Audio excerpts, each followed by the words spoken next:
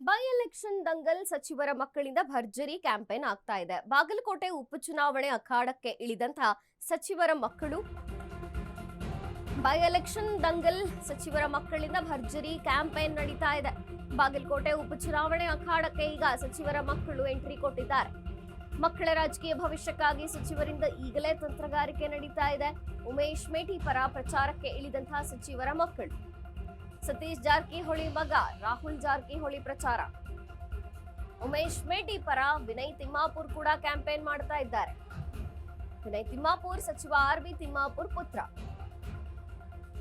ಅತ್ತ ಬಿಜೆಪಿ ಅಭ್ಯರ್ಥಿ ವೀರಣ್ಣ ಚರಂತಿಮಠ್ ಪುತ್ರ ಕೂಡ ಅಖಾಡದಲ್ಲಿದ್ದು ಪ್ರಚಾರ ಮಾಡ್ತಾ ಇದ್ದಾರೆ. ತಂದೆ ಪರವಾಗಿ ನವೀನ್ ಚರಂತಿಮಠ್ ಎಲ್ಲೆಡೆ ಪ್ರಚಾರ ಮಾಡ್ತಾ ಇದ್ದಾರೆ.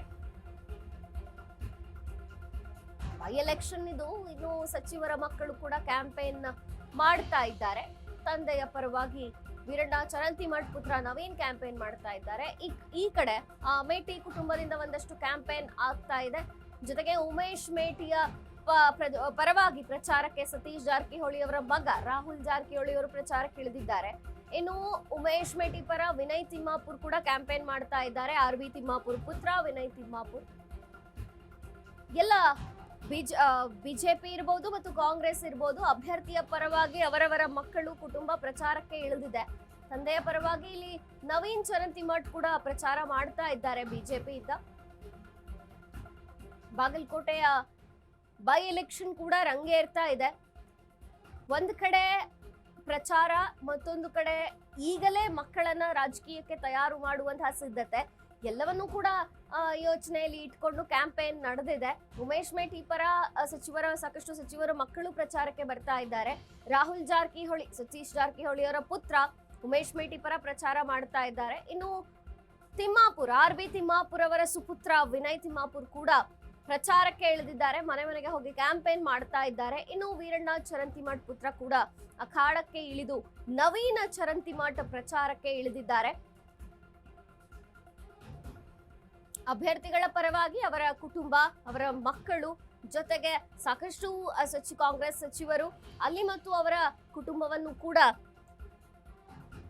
ಜೊತೆಗೆ ಮಕ್ಕಳು ಸಹ ಕ್ಯಾಂಪೇನ್ ನಲ್ಲಿ ತೊಡಗಿದ್ದಾರೆ. ಬಾಗಲಕೋಟೆಯ ಬೈ ಎಲೆಕ್ಷನ್ ಕೂಡ ಒಂದು ರೀತಿ ಅನುಕಂಪವೋ ಅಭಿವೃದ್ಧಿಯೋ ಅನ್ನುವಂಥ ಆಂಗಲ್ ಪಡೆದುಕೊಂಡಿದೆ. ಯಾಕೆಂದ್ರೆ ಮೇಟಿ ಕುಟುಂಬವನ್ನ ಪ್ರತಿನಿಧಿಸಿ ಮೊನ್ನೆ ಕೂಡ ಬೃಹತ್ ಸಮಾವೇಶದಲ್ಲಿ ಹೇಳಲಾಯಿತು, ತಂದೆಯ ಹಾದಿಯಲ್ಲಿ ಹೋಗ್ತೀವಿ, ನಮ್ಮನ್ನ ಕಾಂಗ್ರೆಸ್ಸಿಗರು ಎಲ್ಲರೂ ಕೂಡ ಮಕ್ಕಳಂತೆ ನೋಡಿದ್ದಾರೆ, ಮುಖಂಡರೆಲ್ಲರೂ ಕೂಡ ನಮ್ಮನ್ನ ಮಕ್ಕಳು ಅಂತ ನೋಡಿ ನಮಗೆ ಟಿಕೆಟ್ ಕೊಟ್ಟಿದ್ದಾರೆ, ಅವರ ಮಕ್ಕಳಂತೆ ಭಾವಿಸಿದ್ದಾರೆ. ಹಾಗಾಗಿ ಸ್ಟೇಜ್ ಮೇಲೆ ಕಣ್ಣೀರಿನ ಧಾರೆ ಹರಿತು ಮೇಟಿ ಕುಟುಂಬದಿಂದ. ಅದಾದ ನಂತರ ಈ ಕಡೆ ವೀರಣ್ಣ ಚರಂತಿಮಠ್, ಇದು ಅಭಿವೃದ್ಧಿಯ ಪಥ, ಅಭಿವೃದ್ಧಿ ಮಾಡಬೇಕಿದೆ, ಅನುಕಂಪ ಅಲ್ಲ, ಬಾಗಲಕೋಟೆಗೆ ಬೇಕಿರುವುದು ಅಭಿವೃದ್ಧಿ ಅಂತ ಈ ಕಡೆ ವೀರಣ್ಣ ಚರಂತಿಮಠ್ ಕೂಡ ಹೇಳಿಕೆಗಳನ್ನ ಕೊಟ್ರು. ಹಾಗಾಗಿ ಬಾಗಲಕೋಟೆಯಲ್ಲಿ ಅಭ್ಯರ್ಥಿಗಳ ಪರವಾಗಿ ಕುಟುಂಬದವರು ಮತ್ತು ಅವರ ಆಪ್ತ ವಲಯ ಪ್ರಚಾರಕ್ಕೆ ಇಳಿದ್ರು ಕೂಡ ಇಲ್ಲಿ ಅನುಕಂಪದ ಅಲೆ ವರ್ಕ್ ಆಗತ್ತಾ ಅಥವಾ ಅಭಿವೃದ್ಧಿ ಅಂತ ಮತದಾರ ಈ ಸರ್ತಿ ಬಿಜೆಪಿಯ ಕೈ ಹಿಡಿತಾರಾ ಅನ್ನೋದು ಸದ್ಯಕ್ಕೆ ಪ್ರಶ್ನೆಯಾಗಿದೆ. ಒಟ್ಟಾರೆ ಕುಟುಂಬದವರು, ಮಕ್ಕಳು ಈಗ ಅಭ್ಯರ್ಥಿಗಳ ಪರವಾಗಿ ಪ್ರಚಾರಕ್ಕೆ ಇಳಿತಾ ಇದ್ದಾರೆ ಮತ್ತು ಮಕ್ಕಳನ್ನ ಈಗಿಂದಲೇ ರಾಜಕೀಯದಲ್ಲಿ ತೊಡಗಿಸಿ ತಂತ್ರಗಾರಿಕೆಯನ್ನ ಮಾಡುವಂಥದ್ದು ಕೂಡ ಬಿಜೆಪಿ ಹಾಗೂ ಕಾಂಗ್ರೆಸ್ ಮುಖಂಡರ ಒಂದು ಸ್ಟ್ರಾಟರ್ಜಿ ಆಗಿರುತ್ತೆ. ಹಾಗಾಗಿ ಬಾಗಲಕೋಟೆಯ ಉಪಚುನಾವಣೆಯಲ್ಲಿ ಅವರವರ ಸಚಿವರ, ಮುಖಂಡರ ಮಕ್ಕಳು ಈಗ ಪ್ರಚಾರಕ್ಕೆ ಇಳಿದು ಮುನ್ನೆಲೆಯಲ್ಲಿ ಕಾಣಿಸಿಕೊಳ್ತಾ ಇದ್ದಾರೆ. ಡಯಾಬಿಟಿಸ್ಗೆ ಮೆಡಿಸಿನ್ ತಗೊಂಡು ಶುಗರ್ ಕಂಟ್ರೋಲ್ ನಲ್ಲಿದ್ದೀರಾ? ಆದ್ರೆ ಸತ್ಯ ಏನ್ ಗೊತ್ತಾ, ಅವು ರಕ್ತದ ಶುಗರ್ ಲೆವೆಲ್ ಅನ್ನ ಕಡಿಮೆ ಮಾಡ್ತವೆ ನಿಜ, ಆದ್ರೆ ದೀರ್ಘಕಾಲದವರೆಗಲ್ಲ.